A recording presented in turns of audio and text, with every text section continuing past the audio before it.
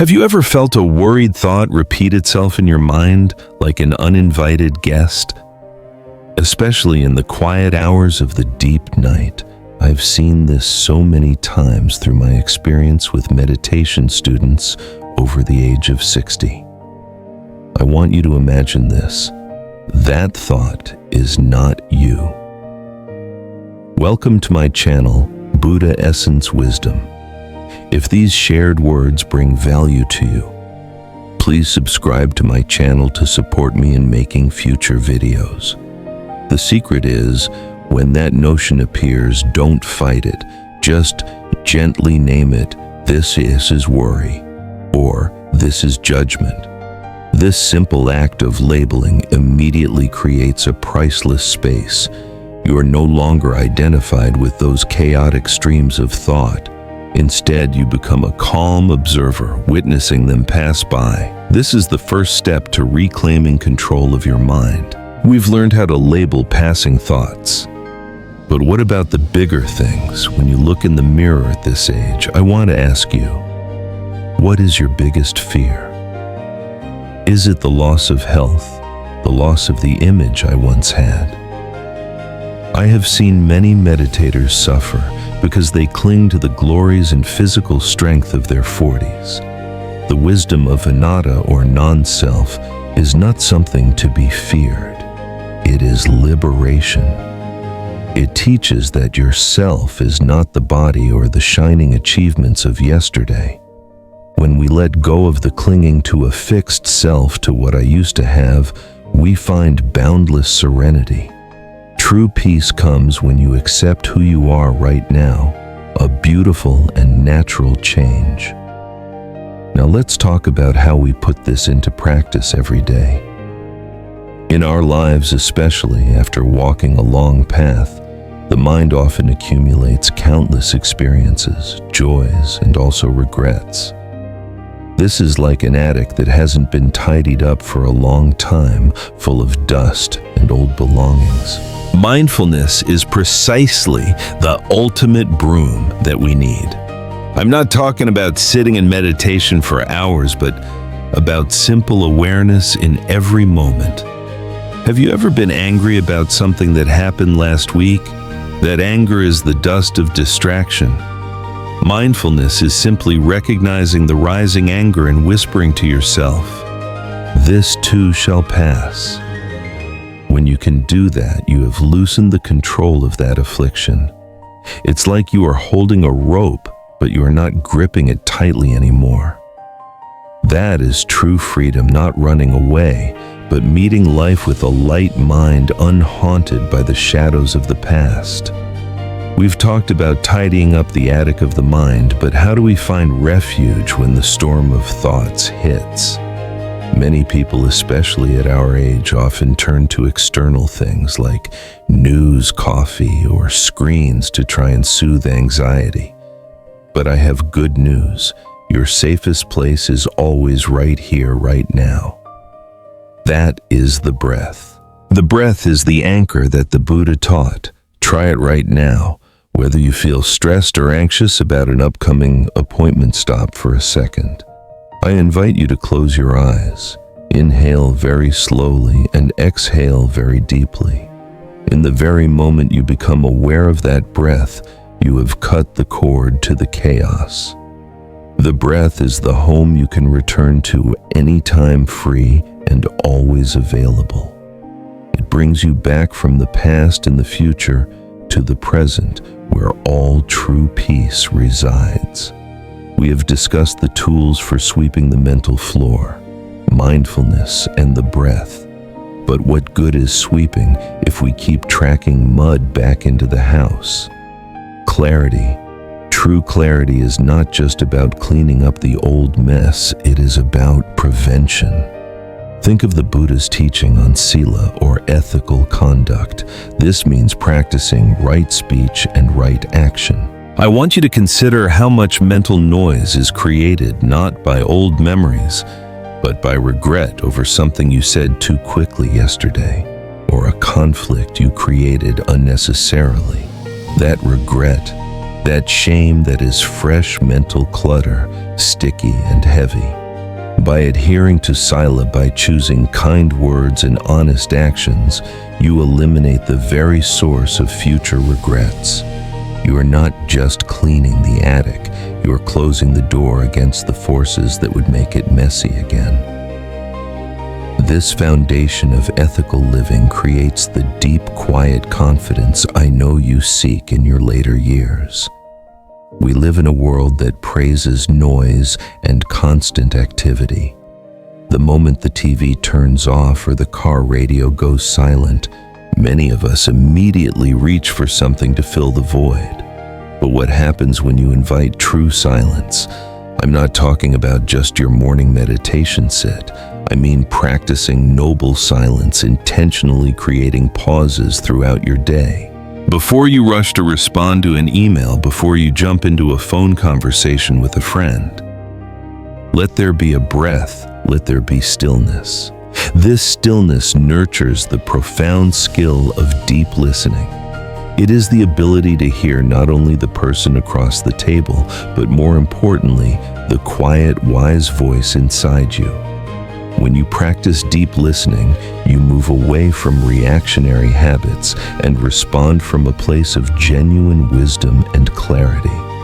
That single pause gives you back your power. Let us turn now to the bedrock of Buddhist wisdom, anicca or impermanence. This is the simplest truth, yet the hardest one for the human mind to accept. I want you to look at a cloud in the sky. It appears it changes and it vanishes. Our thoughts, our feelings, our possessions, even our bodies are exactly the same.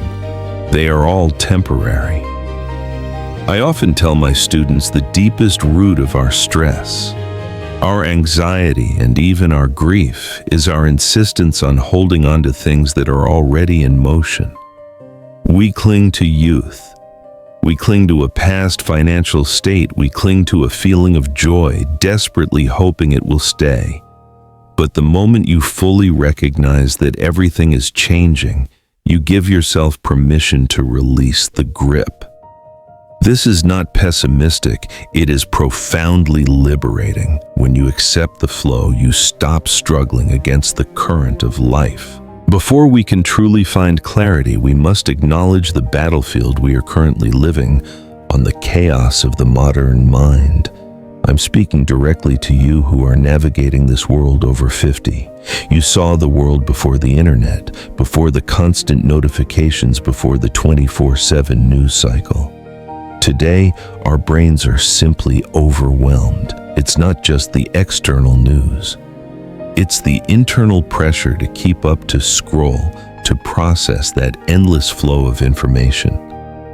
I want you to recognize that this feeling of being scattered and fatigued is not a personal failure. It is a consequence of the environment we have created. Acknowledging this reality that your mind is burdened by information overload is the compassionate first step. Only then can we deliberately choose to step back and reclaim our focus. So we have cleared the clutter and anchored ourselves in the present. What do we fill the newly cleared space with? The natural result of a quiet mind is metta, or loving kindness. Think about your relationships. In our later years, conflicts, especially long-standing family disputes, can become the heaviest mental burden. I want you to imagine the incredible power of sending a simple wish. May I be peaceful. May you be free from suffering. You start with yourself healing old wounds, then you extend it to those you love.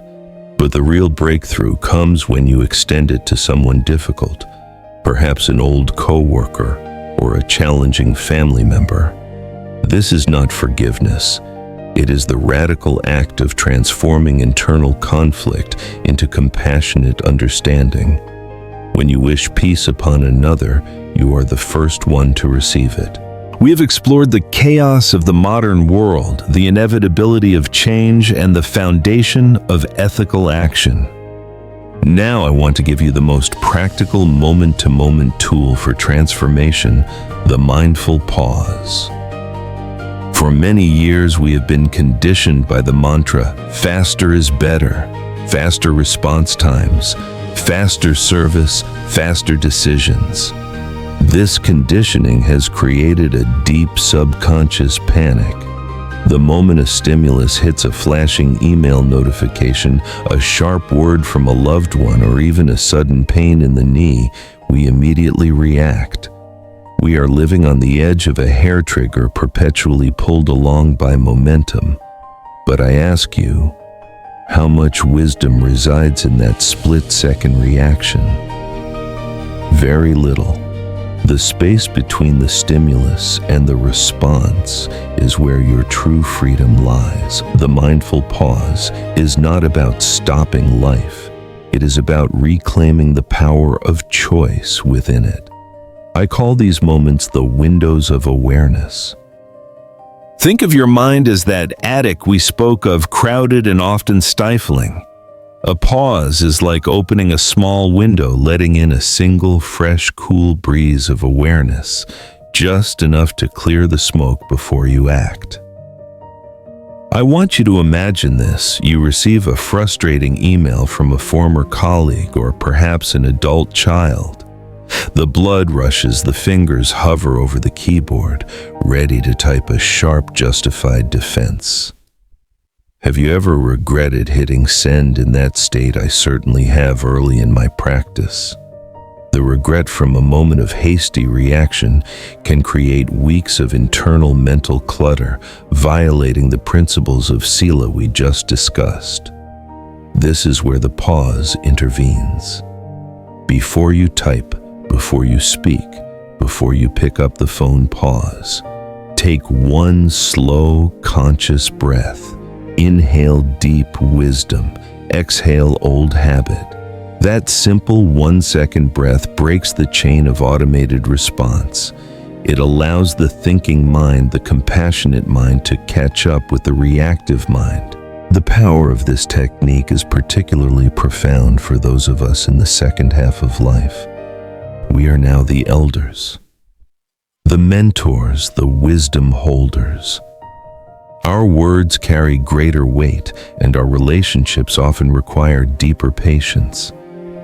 I have watched students transform decades-long patterns of conflict with spouses or children simply by practicing the pause before speaking. For example, I remember a student of mine, an accomplished man named Robert, who was constantly frustrated by his daughter's life choices.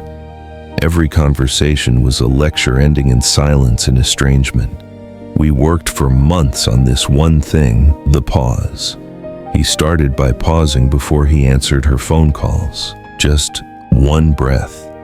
Then he started pausing before he offered advice. He told me that the silence felt vast and terrifying at first, like falling off a cliff. But in that silence, he said, he finally heard not his own fear for her, but her vulnerability. His responses changed from judgment to curiosity. That single pause saved their relationship. The pause is not just for conflict either. I invite you to weave it into your daily actions. Practice the pause before standing up. When you are seated, feel the urge to rise and then pause. Feel your feet on the floor. Feel the shift of weight. This brings the scattered mind back into the body, connecting you to the physical reality of the present moment, a powerful antidote to the fear of anicca impermanence. Practice the pause before eating the first bite. Take a breath and acknowledge the nourishment. The pause is philosophically the perfect intersection of all our practices. It is an act of mindfulness because it forces you into the present moment. It is an act of Sila ethics because it prevents the creation of regret. And it is a subtle acknowledgement of anicca impermanence because it recognizes that the intense feeling you have right now will pass. You don't have to act on it. This practice is utterly simple, but it demands radical consistency. Don't aim for perfection. Aim for intention. If you only manage 5 mindful pauses today, that is 5 moments when you consciously chose wisdom over habit. I want you to start seeing these tiny moments before the screen, before the reaction, before the rush, as your personal checkpoints on the path to true inner serenity. You are not just pausing, you are asserting your freedom. If today's reflection resonates with you, you're welcome to support the channel by liking, sharing, or subscribing. Each small action you take is a source of energy that helps me continue creating mindful content for the Buddha Essence Wisdom community.